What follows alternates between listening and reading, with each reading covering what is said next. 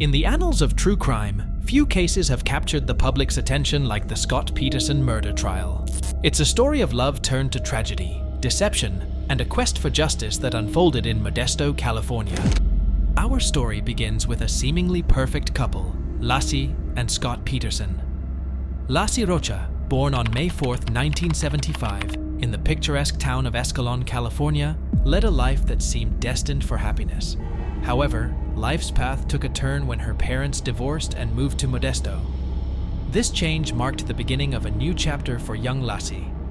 After graduating from high school, Lassie pursued her passion for ornamental horticulture at California Polytechnic State University. Her love for nature and plants reflected in her studies, and it was during these formative years that she cultivated not only her academic skills, but also a vibrant spirit ready to embrace life's joys. In 1995, fate intervened when Lassie, now a young woman with dreams in her eyes, crossed paths with Scott Peterson at a local cafe where he worked as a waiter. The chemistry between them was undeniable, and their love story unfolded over 2 years of dating. In 1997, Lassie and Scott took a leap of faith, not only in their relationship, but also in their entrepreneurial ambitions. Together, they opened a successful restaurant, and their journey as business partners solidified their bond. Despite their initial success, the couple faced a pivotal moment when they decided to close the restaurant. The reason? A profound choice to return to Lassie's roots in Modesto, where they envisioned starting a family. It was a decision that reflected their commitment to creating a home in the town that held a special place in Lassie's heart. The stage was set for a new chapter. Lassie, with her infectious enthusiasm, excitedly shared the news of her pregnancy with her family in 2002. Anticipation and joy filled the air as she revealed that they were expecting a baby boy named Connor. Little did they know that this joyous occasion would turn into a heart-wrenching tragedy. Lassie was 8 months pregnant with Connor when she met a cruel fate on December 24, 2002. Leaving behind a community in shock and a husband who would soon find himself at the center of a gripping murder investigation. As the sun cast its morning glow on the quiet streets of Modesto, the Peterson household was about to become the epicenter of a tragedy. At 9:30 a.m., Scott Peterson left his home under the pretext of a fishing trip. However, the web of deception had already begun. He had initially informed everyone that he planned to spend the day golfing, but a sudden change of heart allegedly drove him to go for a day out on his boat instead. According to Scott's account to the police, Lassie was at home, watching television, unaware that this would be the last morning they'd share as a family. He claimed she had plans to bake and take their dog Mackenzie for a walk later in the day. The pieces of this tragic puzzle started falling into place when Scott returned home around 4:30 p.m. It was then that he noticed Mackenzie in the backyard with his leash still on, an eerie scene that would raise suspicions and ultimately become a crucial element in the investigation. Unknown to Scott, one of the neighbors had found Mackenzie wandering in the street earlier that morning and had returned him around 10:15 a.m. This detail, seemingly insignificant at first, would later play a pivotal role in unraveling the truth. As the afternoon sun waned, the normalcy of the day shattered. Around 5:15 p.m., Scott reached out to Lassie's mother, his voice betraying a sense of urgency and concern. At 5:45 p.m., Lassie's stepfather, Ron Gransky, made the call that would set in motion a series of events that would grip the nation. When the police arrived, they noted a house that appeared clean and undisturbed. Yet all of Lassie's belongings remained in their places, a stark contrast to the unsettling reality of her absence. The case initially unfolded as a heart-wrenching missing person investigation, a community rallying to find a beloved wife and expectant mother. Days turned into weeks, and the search efforts intensified, but the truth remained elusive. The hopeful air surrounding Lassie's disappearance took a dark turn on March 5, 2003, when the case was inexplicably reclassified as a homicide. April 13, 2003, marked a grim discovery: the body of a fetus found along the shore of San Francisco Bay. The next day, the search led to the discovery of a woman's body nearby.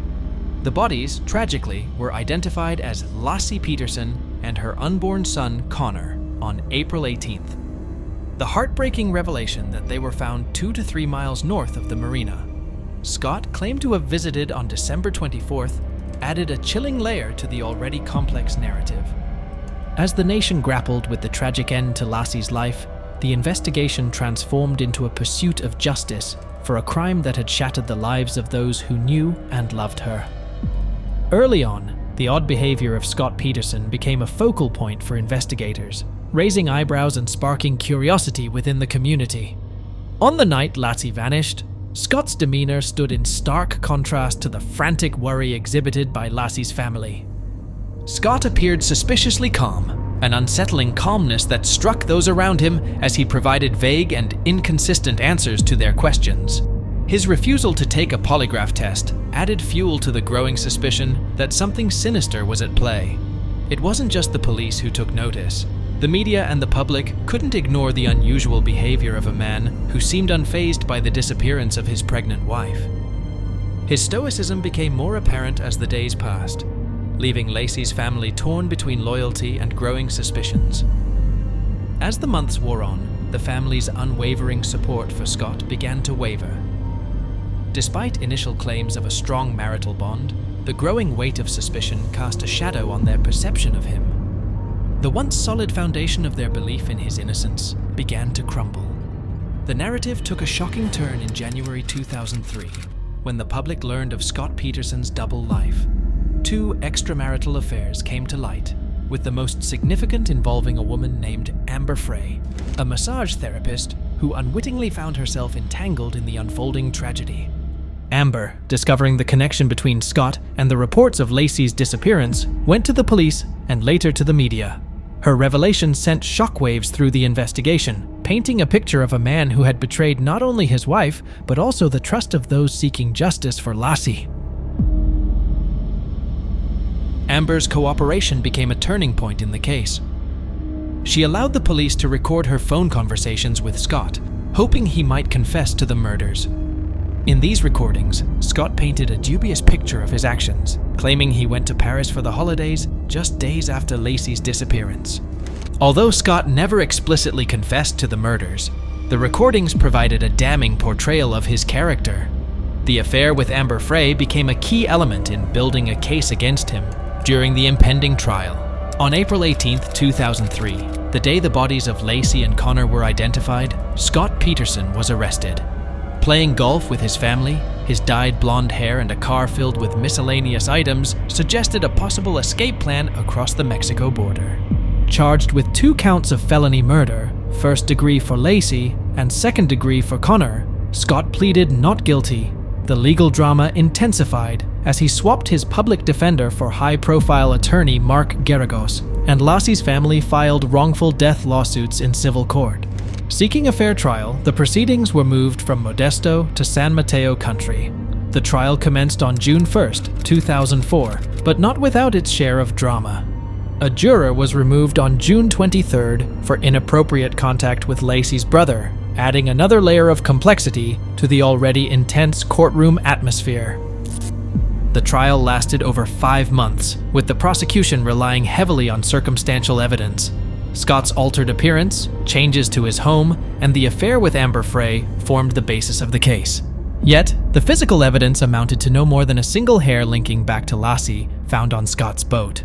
The motives presented by the prosecution, including Scott's romantic entanglements, impending fatherhood, and mounting financial problems, added layers of complexity to the narrative. On November 12, 2004, the courtroom, heavy with emotion, heard the verdict. Scott Peterson was convicted of 2 counts of murder.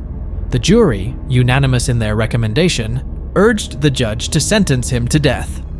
Scott received the death penalty, along with an order to pay part of Lacey's funeral costs. Yet, this was not the end of the legal battle. Scott filed appeals, challenging the negative publicity and claiming a lack of a fair trial. In 2020, the California Supreme Court overturned the death penalty, but upheld the murder charge. Finally, on December 8, 2021, Scott Peterson was resentenced to life in prison without the possibility of parole. The tragedy of Lassie Peterson's murder led to a significant impact beyond the courtroom. In 2004, the Unborn Victims of Violence Act, also known as Lassie and Connor's Law, was signed into law, federally recognizing an embryo or fetus as a legal victim of a crime, if injured or killed due to violence. The legacy of loss endures, as Lassie's family remained steadfast in their belief that justice was served. Meanwhile, Scott Peterson, maintaining his innocence, now faces a lifetime behind bars. As we delve into the haunting question that has gripped minds since that fateful day, we attempt to piece together the puzzle of how the murder of Laci Peterson might have unfolded. While the trial provided evidence and arguments, the specifics of the crime itself remain a haunting mystery. Imagining the events that transpired next involves navigating through a web of motives and emotions. Scott Peterson, entangled in extramarital affairs and potentially facing the pressures of impending fatherhood and financial strain, might have found himself at a breaking point. Did an argument escalate into a crime of passion? Or was this a premeditated act fueled by a desire to escape the constraints of marriage and parenthood? Was it a crime of passion or a cold, calculated act? We'll never know.